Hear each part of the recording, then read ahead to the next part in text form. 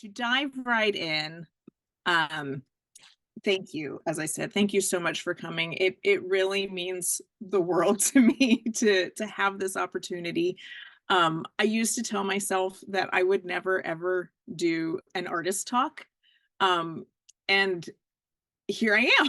Like, it's self-inflicted and everything, but I decided, it's been a year of doing a lot of scary things, and I decided to just go for it because I knew that I have a great community that will make it feel as unscary as possible. So I'm going to start by saying huge thank you to my husband for manning the chat for me and doing all of the prep and testing and everything for me, because this is not my not my zone. If you have any questions during the talk, feel free to go ahead and put them in the chat. As I mentioned, I'm not going to be looking at it, but we can go through them at the end. So if you're worried you're going to forget a question, feel free to just toss it in there when you have it. And I guess I will just dive in and get started. Okay. So obviously you all know me. So hi. To give you a little bit of background on me, I don't know how much everybody knows about my background. I am a self-taught artist, and I'm recently realizing that I don't actually identify first and foremost as an artist, but rather as a thinker and a communicator. Like that's what really drives me. In a lot of ways, that title of thought leader applies, but I find it very pompous and a little bit scary to tell you that I'm leading you. So I haven't quite owned that one yet. But my art and my writing practice have always been a way for me to express my thoughts. And these thoughts generally center around my experience in one of my many labels, like, woman, mother, American, so on. Or these thoughts are around my vision of what I think our world could and should be. I am a big believer in independent critical thought, and I think it's a superpower that just everybody should harness. I think it can really change your perspective on the world and how we all interact. So my goal with my work is actually for it to be kind of a starting point for people, for whoever's on the receiving end. I want it to make people think and kind of explore them for themselves and figure out their truth in the ideas that I'm talking about. So uh, I don't know how much of my background you all know, but my journey into art, I took 2 art classes in middle school. I loved them. And some of my work was actually put in school shows and stuff. And I had a sketchbook that you can see me flipping through here in the video. That was where I wrote, and I drew a lot of Dr. Seuss pictures because I love the wonky of Dr. Seuss.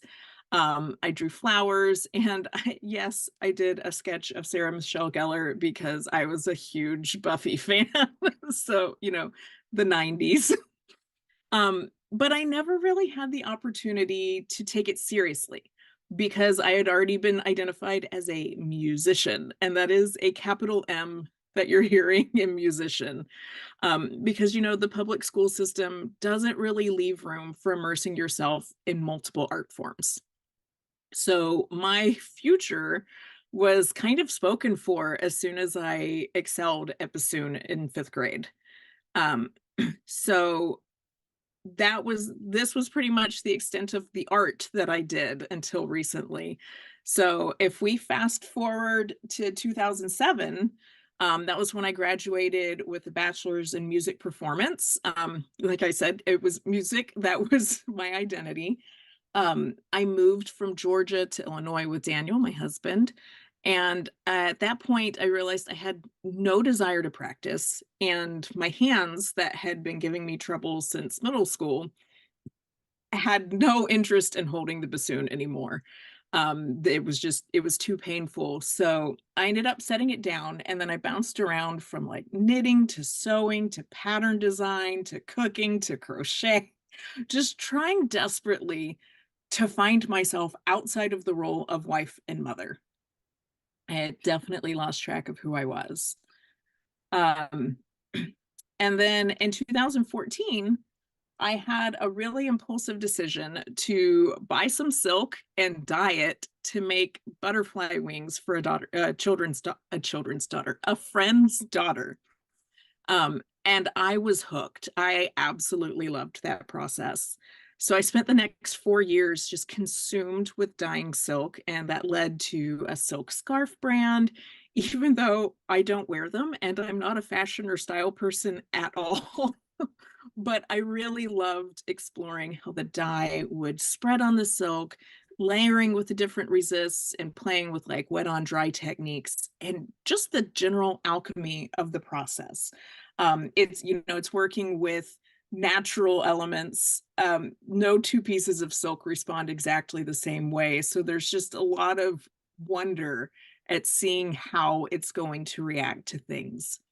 Um, but because I'm not a fashion person, it never felt really authentic for me. So in 2017, I got really brave and I started exploring fiber art. I remember it feeling so scary and like such a huge step. And, truly it was for me at the time. But as I look back, I realized that while I expanded my box, I still had myself boxed in limitations. So while I was exploring 3D fiber works and incorporating embroidery, I still was considering myself solely as a fiber artist, and I was not trusting myself to explore any other mediums. And you can see some of this progression here. Um, so this video here was showing me working on a scarf. It's layering dyes with wax resist, and it's got feathers. So it came through in different shades with the feathers and everything. This is a close-up of a larger scarf that I did with the same wax resist, starting with the lightest colors and layering over darker as it goes. And then this is just one of my scarves that I enjoyed with some wet on dry techniques. Um, and then as I grew into fiber art, this is some of the 3D sculptural wall art that I did, and then started embracing the embroidery and adding it to pieces here and doing that. So it was definitely evolving. And then all of our lives were turned upside down in 2020 with COVID. And that was when I begrudgingly decided to homeschool my kids starting in the fall of 2020. And over those next 2 years homeschooling, I actually started to find myself. That survival mode that I was in forced me to really evaluate what was truly important and what my values were. So I did Inktober 1 year and realized that I had ideas that I could communicate through art. And so in the fall of 2021, I took a drawing course by Patricia Watwood and then another one by Kateri Ewing. And the growth that I felt in those courses gave me the confidence that I needed to keep exploring. So that was, exploring things like I played with graphite and charcoal, soft pastels and pan pastels, colored pencils, watercolor. And I just really fell in love with the soft blending and the flowing of the colors and the shapes and the movement that I could get. So some of my earlier works were like this crocus piece that is this is actually in water soluble graphite with watercolor over it, and then moved into I think my little prairie dog came next. He's in colored pencil, and he was part of he was from a trip we took out to South Dakota, and I was just so in love with all the interesting wildlife going, wow, this is just like wonderful. It feels kind of magical to be around bison and bighorn sheep and everything. And then you realize that they're the norm, they're the equivalent of a squirrel when you're out there. They're everywhere. So it became part of my process of kind of bringing magic to the mundane. So I like creating animals in these like magical color palettes, and then moved into really exploring my relationship with myself in this series, in pan pastels and pastel pencils. Um, so just a lot of growth through that, through those couple years. Excuse me.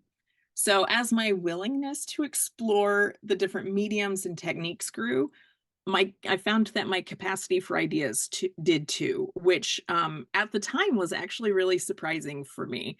Uh, about 5 years ago, when I was still self-identifying as a fiber artist, I cornered my wonderful husband and was like, "Do I not have ideas?" Because I was following and connecting with some amazing artists on Instagram, and they were exploring such really fascinating topics, and I was just in awe. And I wanted so badly to have that in my life too, but it felt like it was so out of reach for me. Like I couldn't figure out how to do that, like where to even start.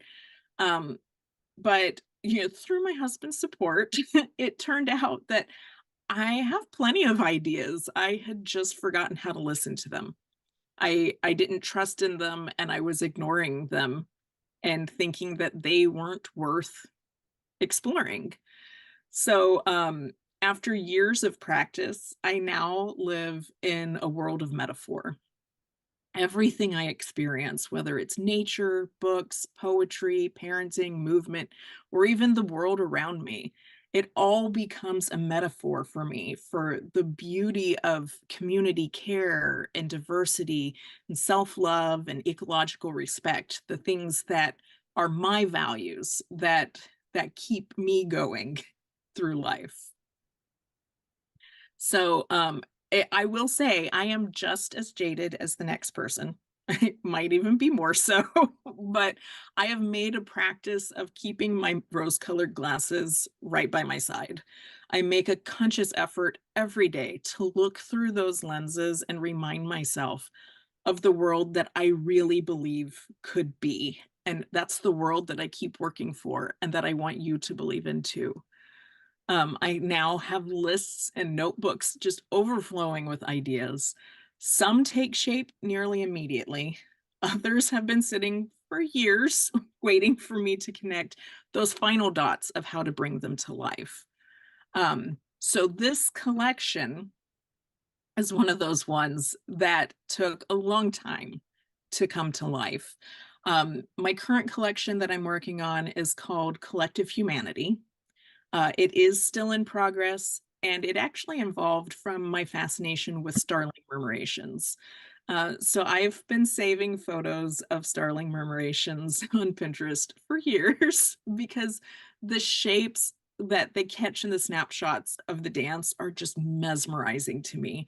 I know Donica knows this because we've talked about it in our time with Kat, but I love having like a snapshot of movement. I love being able to capture that idea in stillness. So I love murmurations. So then the more I learned about starling murmurations, the more I became fascinated. Just like I love schooling fish, I love any animals that come together to be part of a greater whole. So as I researched, I learned, each starling is a part of that greater whole, and their presence in the flock directly affects the other birds. So I love the fact that each bird is actually made up of the knowledge and experience of all the birds around them. So similarly, I see us as humans all being made of each other. Who I am comes from more than just me. I have cultural norms that come from living in America. I've had the honor of a lifetime of amazing friends who have invited me to learn more of their cultures. And I've knowledge thanks to the curiosity and exploration of scientists, mathematicians, and linguists. And I see the world like an artist thanks to the guidance of those who came before me. So each time we tell our story, we become a part of those who listen. And each time we listen to others, they become a part of us. So I actually started trying to complete this murmuration portion of my of the collection last January or February, working with my amazing mentor, Kat Furtado. It has gone through many iterations and much frustration, and has now grown into explore the whole idea of collective humanity in 3 sections. So I have the murmuration section, I have a section mycorrhizal, and the final one is canopy. So my idea behind collective humanity is that none of us exists in a vacuum. We might each be the center of our own little world, but the same can be said for every other person out there. So I have to believe that if we came together and we worked together at protecting each other and honoring each other's place in the world, that the result would be beautiful. Murmurations explores the reality that while a murmuration of starlings mesmerizes us in the give and take as they flock, we have to remember that what they're doing isn't for show. It's not performative. They're protecting each other from predators. They're sharing warmth and information. They are, to me, a metaphor for the beauty that results from community care. As of today, I have 5 of the 6 pieces in this section complete.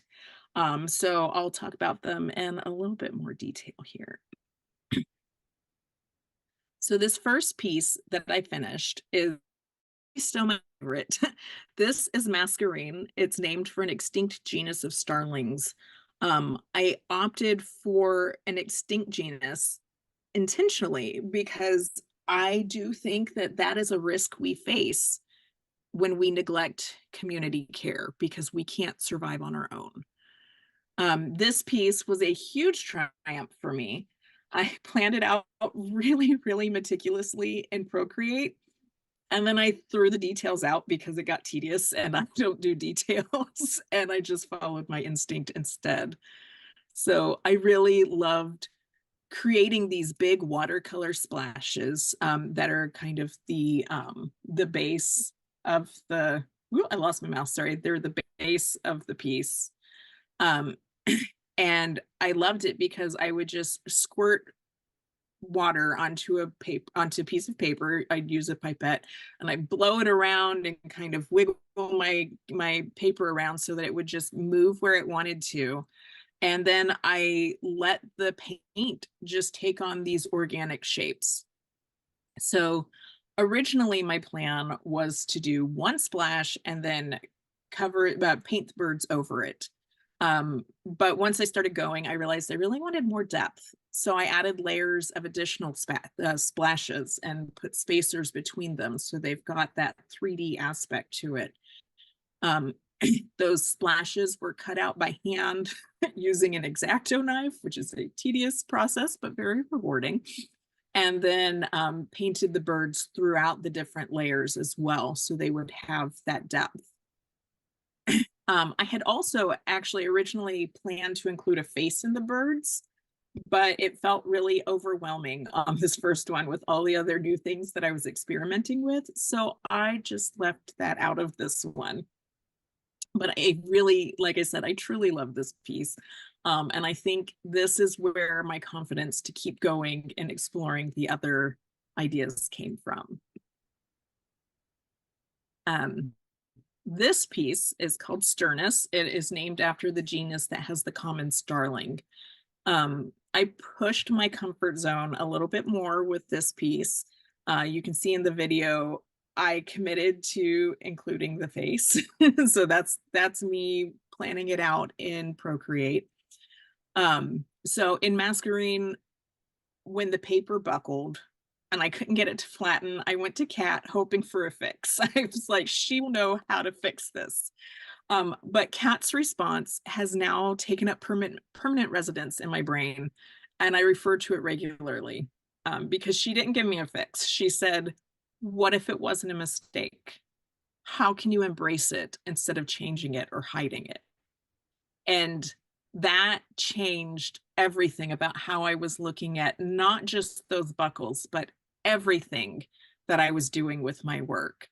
So while I flattened out some of the buckles in the previous piece, I actually embraced them on this one. I let them become a part of the three-dimensional shape of the murmuration.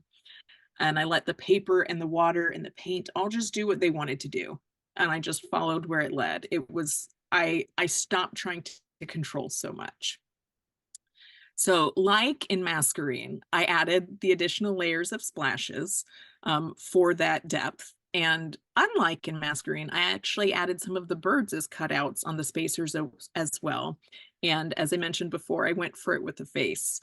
Um, that was a challenge, exploring how much of the features I needed to capture at a time and how much I needed to capture in all was really hard. But I wanted to include the face because it was the representation of the individual being made up of others that I was going for in this. And then, excuse me, I'm gonna get a sip of water real quick. Okay, so this piece, Aplonis, was actually a completely impulsive surprise. It was not planned at all. The majority of the elements in this collage were actually the scraps from cutting out the watercolor splashes. I really loved the shapes that were left behind. And so I just kind of painted them and started to play around. I had been wanting to explore this idea of collage between layers of acrylic glazing for a couple years. I thought it would be really neat to be able to reuse things and not have to glue things down for the layering, but just kind of sandwich them between the layers so that it could be taken apart, things could be repurposed down the road. And so I decided this was my chance. So I put just a thin layer of rubber cement on the back of each piece to help keep them from slipping around while I moved the layers of acrylic around because I don't have steady hands. I needed them to stick.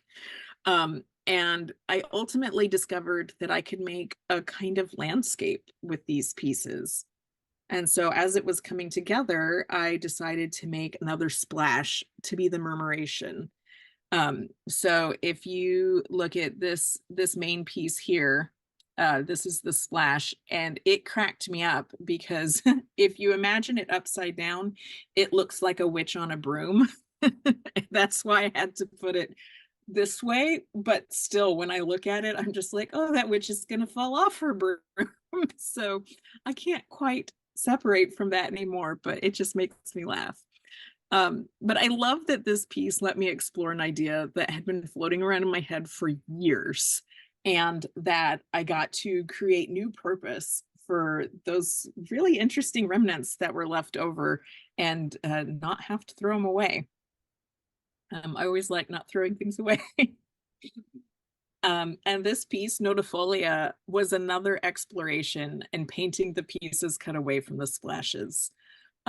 It was not originally going to be a part of the collection. This was like probably the first layer of exploration that I had with this process. Um, and that's why it's in a different palette. But ultimately, I really loved the shape that I could create, or I loved how a shape of murmurations would look in the sky. So I decided to go for it. As I look at it, those spindly little reaching shapes down here gave me serious Ursula, poor unfortunate souls vibe. And I couldn't help but see them as people without a community who were just reaching and striving and doing everything on their own. but never being able to kind of sever the weight that kept them from being able to fly and just really enjoy the community of life. And then the final piece is still in process. It is called Sternidae, which is named after the entire starling family.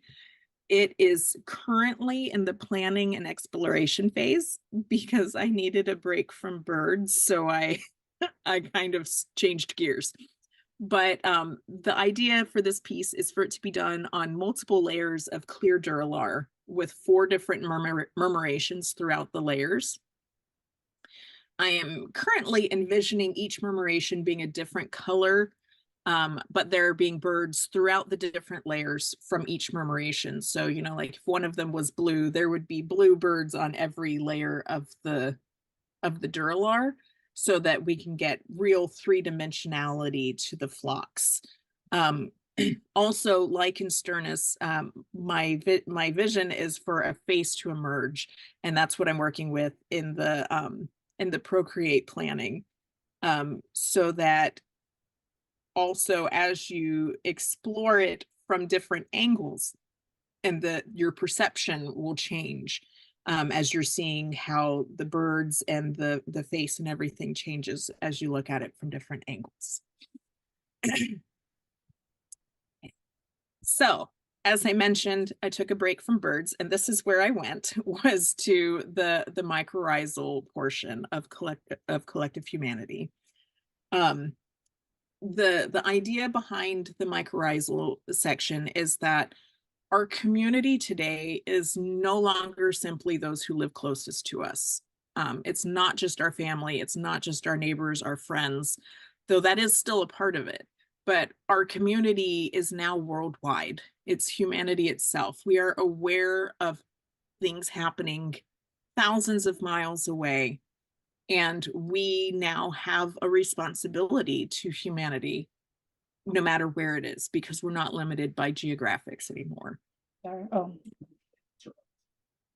A mycorrhizal network is a network of mycelium, which are tiny threads of a fungal organism that wrap around or into tree roots, and they connect to individual plants to transfer water, nitrogen, carbon, and other minerals.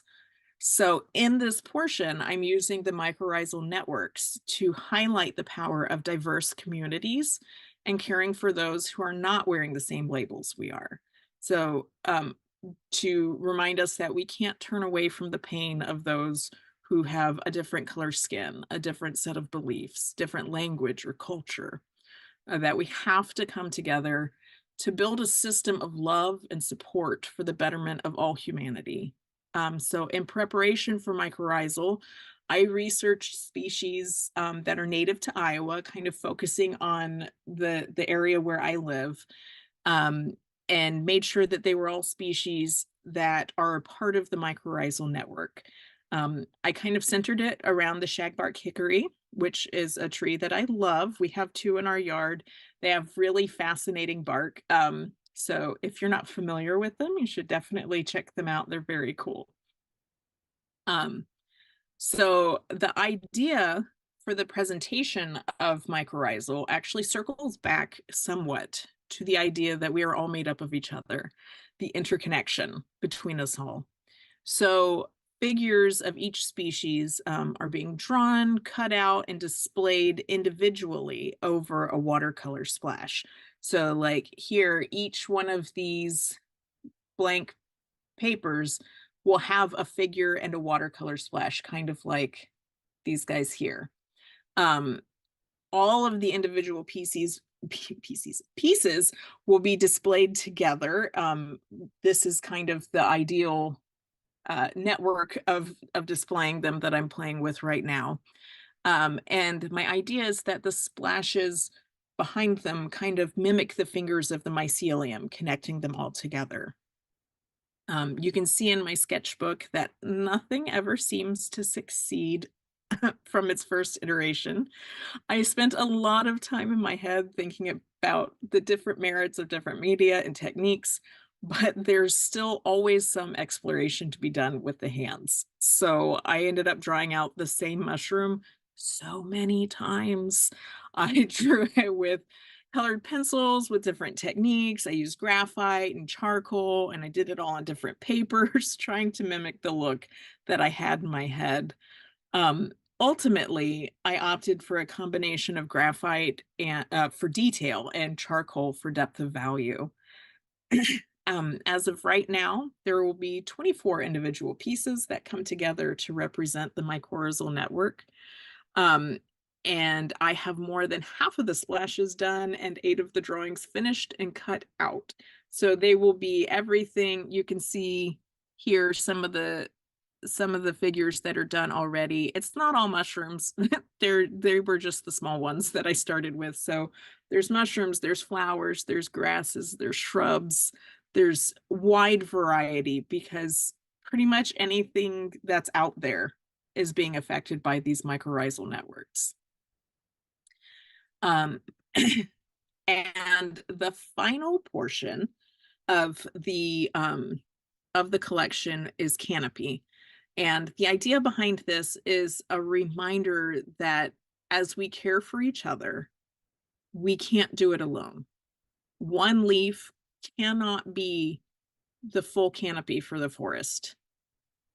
As a community, we can function in a way that allows each of us to fall away and rest as needed, while the others provide the shade and protection. It's gonna take all of us to make the difference. So this one is definitely my scariest and most ambitious portion because it's one big installation piece. My mentor, Kat, asked what I would do if I knew I couldn't fail, and I knew it would be an installation. I love to work big. I don't know if it's from my days dyeing silk on like 5-foot frames, 5-foot square frames, or if it's just part of who I am because I'm a big picture person. But really, anything smaller than like 16 by 20 is a serious challenge for me. I run out of room. Um, so an installation sounds really exciting to me. It's something that's big enough that people could immerse themselves in it and really experience, um, hopefully, what I'm trying to convey. But it's also really intimidating in scope. So I've applied to have a solo show at a local art center in summer, fall of 2024.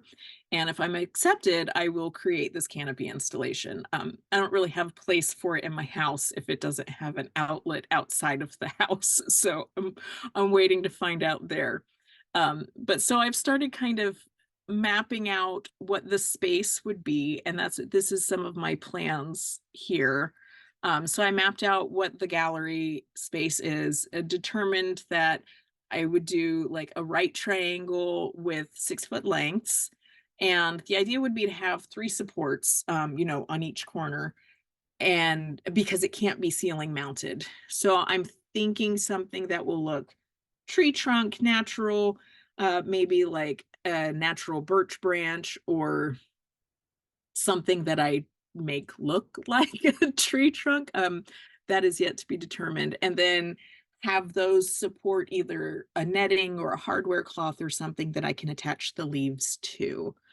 Um, the plan is to have the leaves actually made from plastic clamshell packaging. So to cut out the leaf shape, I am actively trying to talk that amazing husband of mine into making me a custom cutting die. He hasn't bit so far, but I know I'll wear him down eventually. And so from there, to paint it, and I'm actually hoping to do an image transfer of a face onto each. And so be a little bit faint, a little bit grungy. It's not going to be a really clear face, but just the idea of it. And then once that's done, to warp it with a heat gun just to give it some organic shape to it. These would then hang horizontally from clear line, which is good because originally in my head I was going to hang them vertically, and I calculated that I'd have to make 10.5 thousand leaves. And I thought for sure I had done the math wrong, but I hadn't. So the good news is when I hang them horizontally, which makes more sense for a canopy anyway, I only have to make 165. So not nearly as bad. Um, I am also hoping to leave some slight gaps for light to filter through in kind of these lines to mimic the idea of a network and things being able to, transfer and have that give and take. And after the show is over, provided that it happens, my hope is to be able to display it over the stairs at our local library because they have a really nice area that I think would look lovely. So that is kind of the overview of where this collection is, where it's going. As I mentioned at the beginning, I am self-identifying as a communicator first and foremost. And because of that, I have found so much fulfillment in planning and creating this collection because I believe really strongly in the message. And I really hope to continue to create opportunities to share this kind of messaging with the world because, at the risk of sounding preachy, like my husband warned me, I do think this is important, and this is where my form of activism is envisioning how the world could be and how we could get there. So I do expect that this collection is going to continue to grow and evolve.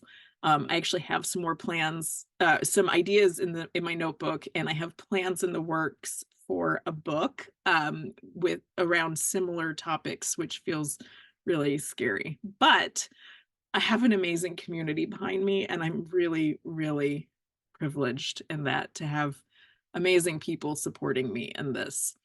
Um, and I'm going to close this little section with a reminder that I've been giving myself. And I think it's a good reminder for all of us to take with us. And it's that a starling by itself is at risk. A tree planted in sterile soil will wither.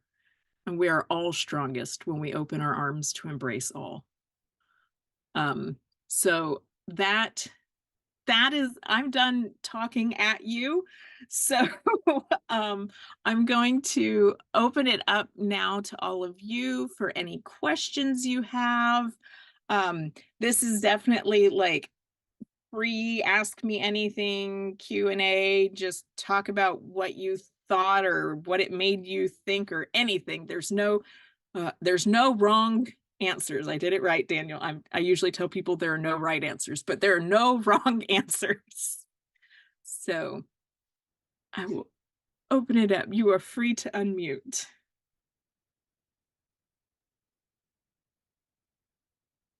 Stephanie, that was awesome. I feel like I've listened to you talk about pieces of this collection, and I came in after, I guess, after you'd already started it, right? And so I feel like listening to this talk has just kind of solidified what I've heard you talk about in our group, and it's kind of like, oh, it makes sense now. Like I don't mean it like that the work wasn't interesting, what you shared, and it's been amazing learning from you, but to hear just kind of how it evolved and the message behind it is really amazing.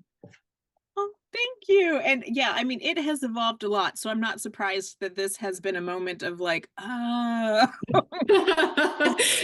what she was doing. yeah, it changed a lot. So, but thank you.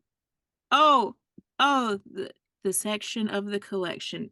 Yes, Samantha, let me remember how to do this.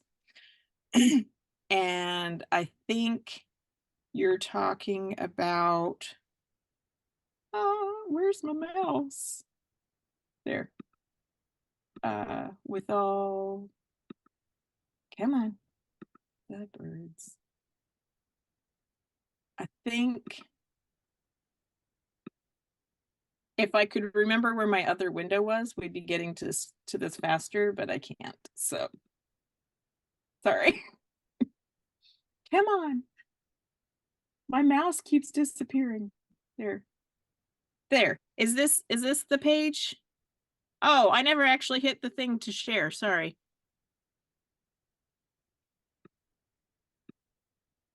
There. Is this the page, Sam? Yes, thank you. Okay. I cannot be trusted to be in charge of the technology. So, but yeah. Okay. Any other questions, statements, comments? I don't know. I don't know what to do at this point. I love it, Stephanie. In your murmuration one, that's the second piece you showed, it starts with an S that has the face in it. Stern. This one. Yes, yes. I don't know if it was intentional or if it's just me, but I see two faces in there. Oh. Mm-hmm. I can actually see 3. Or at least like the start of Like, faces. yeah. So like the lips and then to the left of it where there's the bird kind of feels like closed eyes. Yes.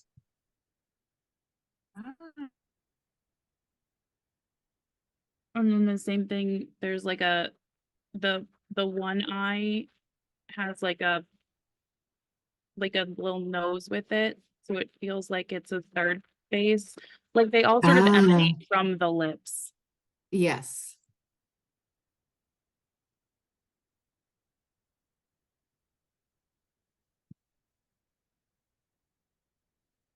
It seems like we lost her. That's fun. Okay. Well, that's a little weird. I was just about to comment that I really like the idea of making use of remnants, and um it's for what I do. I don't know how much you guys know, but I'm a composer, and it's there are always a lot of sketches and things that end up getting put to the side, and it's like, oh yeah, it doesn't this is cool, but it doesn't really make sense now, and you kind of set it to the side. And I I love the idea of getting to use some of that. So often it gets put to the side, and it's like, okay, the piece finally finishes, and then it's like, okay, clean up the document. Okay, delete all that, and now we make it pretty and move on. But I'm gonna make a point of starting to work differently, and instead of deleting, go ahead and maybe put those things that didn't work immediately into a separate document and start saving some of that, because who knows what it can turn into. I definitely need to be more open to that idea. I feel like all my remnants get like swept up and then like thrown away because I'm like, I just don't want the clutter. But then I'm looking for something later, and it's like, oh, if I hadn't thrown it away, I'd have what I need. So Clutter can be amazing. You don't know what you're going to find. I do that with I write, and I do that with my writing, where like sometimes it like a section doesn't fit into whatever it is I'm writing, and then I just like throw it in a different file and think that like one day I'll come back.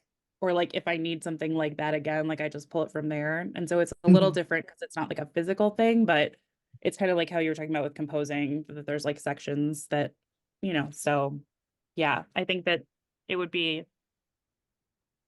it's very lovely to see like that iteration of things versus just like this is brand new, because nothing is. And so I feel like it fits very well into the like whole collective concept as well.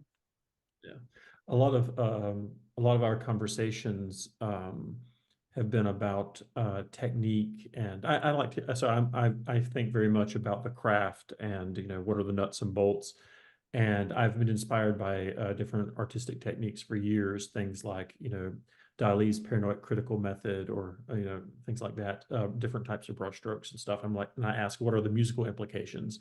So the way she lines up things with, here are the different pieces, and it's like these weren't necessarily from the same splash or whatnot.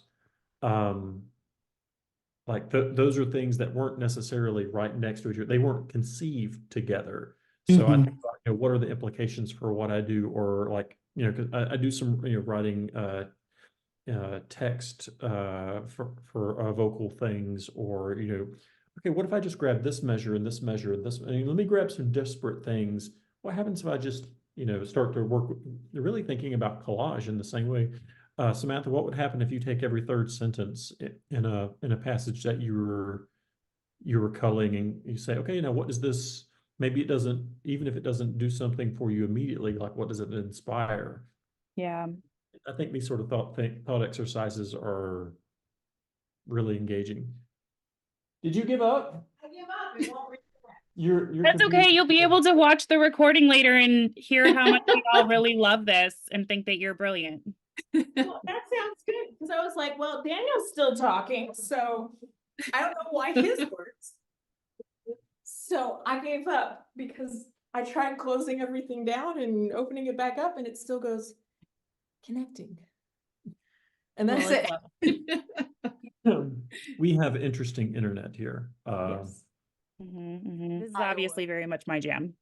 Like the topic is very much my, like, the art is beautiful, and the meaning of it is just so incredible and lovely, and just the perspective of it in the way that you're putting it all together is just so wonderful. Like, it's so great. And so I'm very, Thank you. it's